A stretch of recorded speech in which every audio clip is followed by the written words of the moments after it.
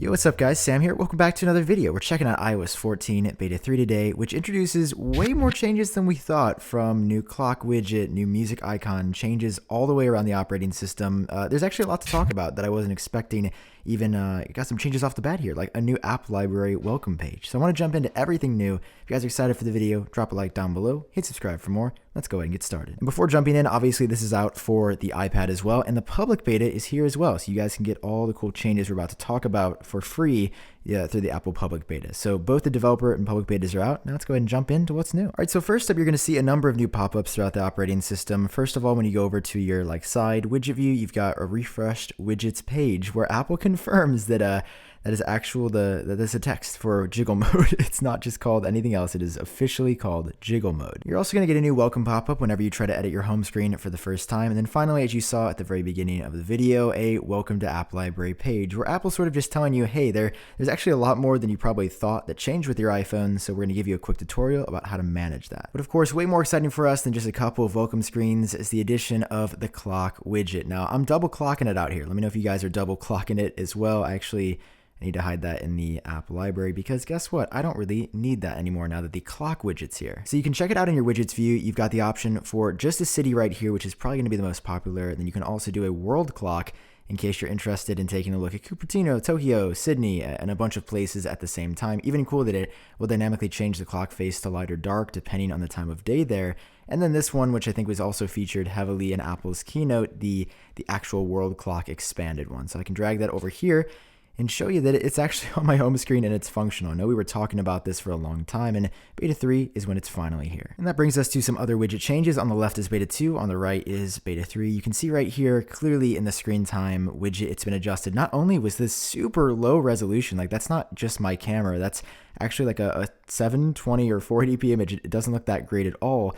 Apple's adjusted the size so it actually makes more sense and properly shows you your apps. So now if you were ever wondering why screen time wasn't being tracked on your widget, well, it should be now. And you also probably noticed this looks a little bit different at the top of my screen. That is a revamped music widget, but also a revamped music icon. Now, this is something Apple did not show in the keynote. We actually had no idea we were even supposed to be expecting this. And for those of you curious, the music icon actually isn't the same as it was in the past. I know there's been sort of a consensus. Even I retweeted something that was like, it looks just like iOS 7, it looks just like iOS 8, but it actually is a little different. So it isn't wrong to say this is literally a new music icon. You can see in iOS 7, the gradient went one way.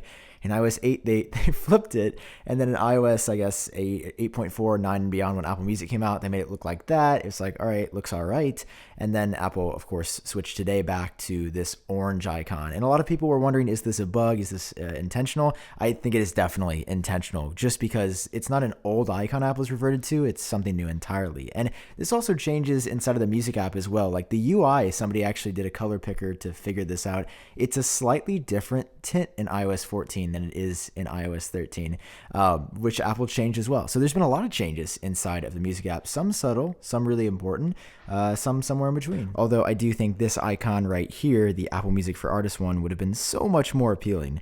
Why Apple hasn't given that to everybody and just artists, I don't know, but I guess that's the best we can do for now. But yeah, here's the new icon. What do you guys think of it? I know there's been a lot of opinions out there about it. I mean, I actually like it better. The white was always really bland for me. I like the orange accent there. Perhaps the new icon was to signify some more significant changes inside of the music app, because you can see there are brand new icons right here. Just like in the Photos app, there are icons in iOS 14.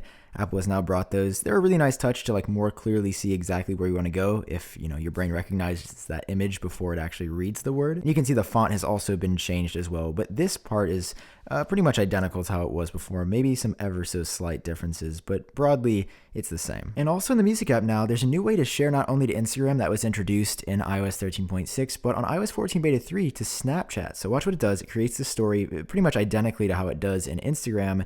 Now you'll say open, and it pretty much does what you'd expect. It creates that really cool looking blurred background that is actually a video. You can see it's a video by that little section down there. But yeah, it plays, it animates, and you can show all your friends that your music taste is just incredible, that you are listening to the best music on planet Earth. All right, and one more thing in the music app, one last magic trick, probably the coolest of the bunch here. So when you're playing a song and then you close out of the music app, you decide to kill it, and then you go back. Watch what happens on iOS 14 Beta 2.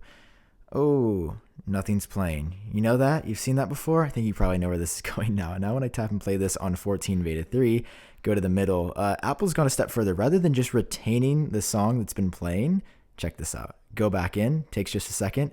Not only does it keep that last song in there, it also retains the time. Not making this stuff up. Very, very cool. Whatever the music team has been doing, I mean, major props to them. It may just look like a new icon, but it's really so much more underneath. On the home screen, your page dots are a little bit lower. Now, like, I get it because in the previous beta too, it was more centered. Now it's just really low.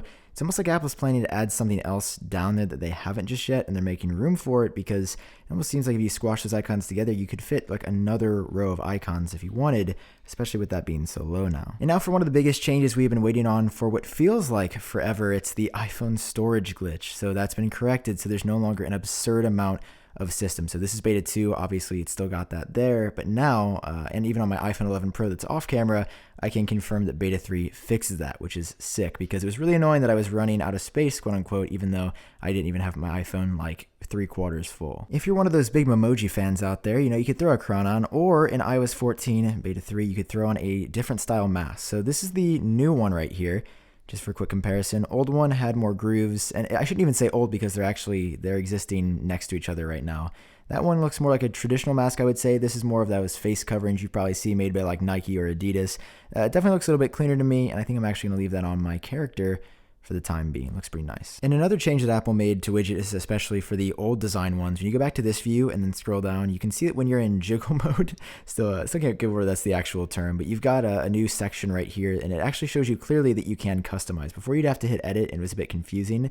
Now you can just hit customize, and it really outlines where your old widgets are and where your new widgets begin. There even appears to be slightly more space than before.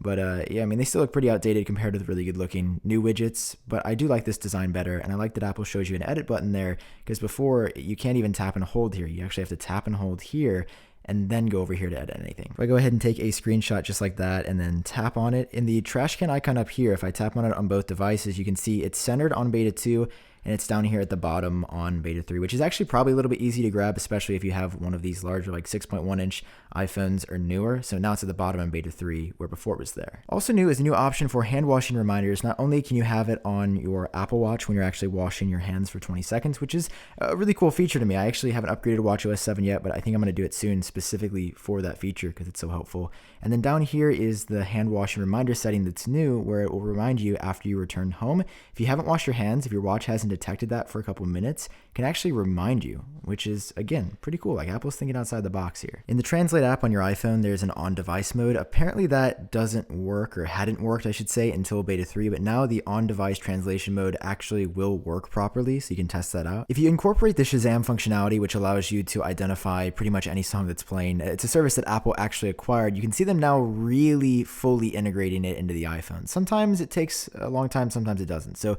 if I tap on play on both of these, you can see this one looks like this now on iOS 14 beta 3. This is actually technically running, but when it fails, it just gives you a pop-up and says, hey, we didn't discover any currently playing media. But that looks really, really nice. Obviously, you get the same result on both, but the interface, I mean, that is really, really good looking. This is what I think we've been waiting for, is like proper native Shazam integration. It's always felt half-baked, but now it's getting really good. Also, after updating to iOS 14 beta 3, taking my Apple Pencil off and putting it back on, I got this new splash screen on iPadOS 14. Let you know Scribble, smarter handwritten notes, and switch tools with a gesture are here.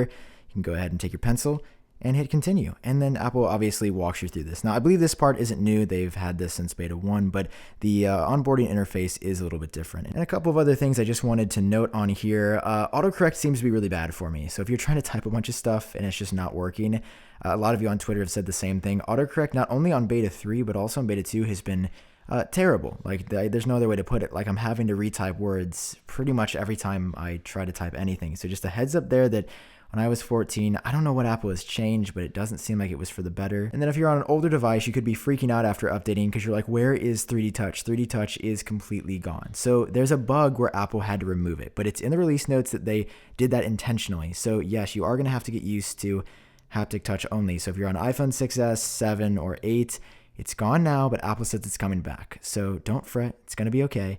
It's just gone temporarily, but I know that could definitely be concerning if you weren't expecting that. In general though, guys, it really seems to be coming together well. Like, we're already on beta 3. Apple is still tweaking a lot of stuff. I would say it's been a really fun beta cycle from the new, saying fun as if it's over. No, we still got probably at least 3 or 4 more other betas with some significant changes to come, but definitely leave your feedback on what your experience has been like down below, and of course submit feedback to Apple, letting them know how your experience has been so they can actually fix bugs, because unfortunately just leaving it in the comment section of an iUpdate video, it's fun, but it won't get anything changed. So that's all for now. If you guys enjoyed the video, drop a like down below, hit subscribe for more. This has been iOS 14 Beta 3, and I'll catch all of you in my next video.